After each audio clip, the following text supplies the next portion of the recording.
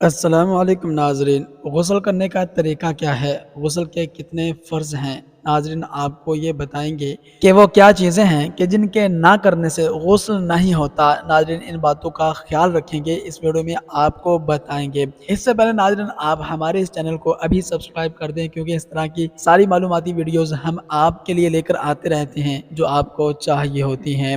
ناظرین اکرام، غسل کے 3 فرض ہیں، غور سے سنیے۔ غسل کے 3 فرض ہیں۔ ایک فرض ہے کہ منہ بھر کے کلی کرنا، غرارہ کرنا کہ سارے منہ کے اندر پانی لگ جائے، حلق تک پانی پہنچ جائے۔ 3 مرتبہ کلی کرنا یہ فرض ہے، غرارہ کرنا۔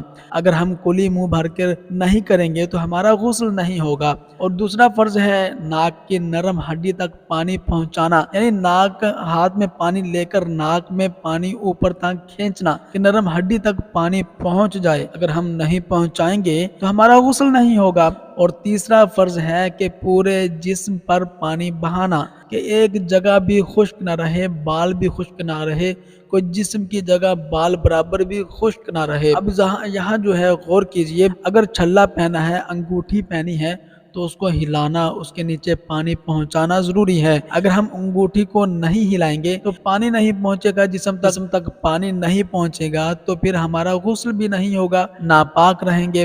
اسی طرح اگر کان میں بالی ہے، ناک میں کوئی چیز ہے تو ان کو ہلانا ہے، سوراخ کے اندر پانی پہنچانا ضروری ہے۔ اگر ان کو ہلا کر سوراخوں کے اندر پانی نہیں پہنچائیں گے تو بھی ہمارا غسل نہیں ہوگا، کیونکہ سوراخ بھی جسم کا حصہ ہے اور جسم کا ایک ایک حصے پر پانی پہنچانا، پانی بہانا ضروری ہے۔ اور عورتوں کے لیے ایک چیز اور ضروری ہے کہ عورتیں آٹا گوندتی ہیں، عورتوں کے ناخنوں کے اندر آٹا لگا ہوا ہوتا ہے، تو عورتوں کو یہ خیال کرنا چاہیے، خیال رکھنا چاہیے کہ جب غسل کرنے لگے تو آٹے کو نکالنا، آٹے کو، ہاتھوں کو اچھی طرح دھونا، پھر وہاں پانی پہنچانا ضروری ہے۔ یہ 3 فرض ہیں۔ اللہ تعالیٰ سے دعا ہے کہ اللہ تعالیٰ ہمیں صحیح عمل کرنے کی توفیق عطا فرمائے، آمین۔